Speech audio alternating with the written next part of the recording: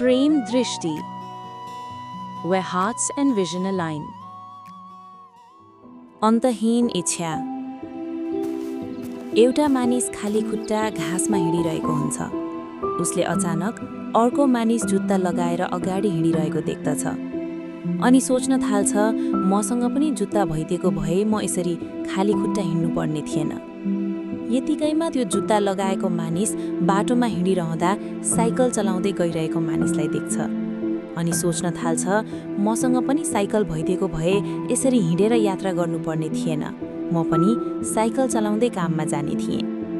त्यो साइकल चालक अगाडि बढ्छ। उसले आफूलाई उछिनेर एउटा बाइक अगाडि बढेको देख्दछ। यो देख्न साथ उसले सोच्न थाल्छ, मसँग पनि बाइक भइदिएको भए म पनि छोटो समयमै काममा जान सक्ने थिएँ। त्यो बाइकवाला भने केही पर पुग्न साथ एक्कासी ठूलो पानी पर्न थाल्छ। उसले बाइक एउटा ओत लाग्न मिल्ने ठाउँमा लगेर राख्छ र त्यही ओत लागेर बस्छ। त्यहाँ बसिरहँदा उसले बाटोमा हुइकिँदै गरेको कारलाई देख्छ र कल्पना गर्न थाल्छ, मसँग पनि कार भइदिएको भए घाम पानी केही नभनी आनन्दसँग यात्रा गर्न मिल्ने थियो। त्यो भारी बर्सातमा कार भने अगाडि बढ्छ। केही बेरपछि ठूलो जाममा फस्छ। त्यो कारको चालक जाम खुल्ने प्रतीक्षामा बसिरहँदा उसको नजर माथि उडिरहेको हवाई जहाजमा पुग्छ र उसले सोच्छ, मसँग पनि उड्ने हवाई जहाज हुन्थ्यो त यसरी जाममा फस्नु पर्ने थिएन। कति छोटो समयमा म एक ठाउँबाट अर्को ठाउँ जान सक्ने थिएँ। उता उडिरहेको हवाई जहाजमा बसेको व्यापारी भने तलको दृश्य हेर्दै यात्रा गरिरहेको हुन्छ।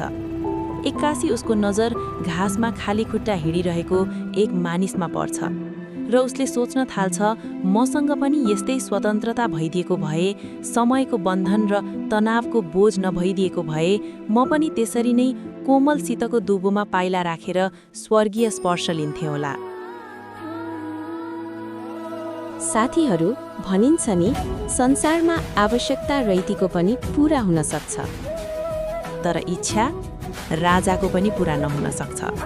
मानिसका इच्छा र आकांक्षाका कुनै सीमा नै हुँदैनन्। यो पाए खुसी भइएला जस्तो लाग्छ र त्यो चिज पाएपछि अरू नै कुराको इच्छा जाग्न थाल्छ। त्यसैले हामी जे छौँ त्यसैमा खुसी हुन सिक्नुपर्छ। यही नै सुखी अनि खुसी जीवनको मूल मन्त्र हो। यो भिडियो अन्तिमसम्म हेरिदिनुहुने सम्पूर्ण दर्शक महानुभावलाई हृदयदेखि धन्यवाद दिन चाहन्छु।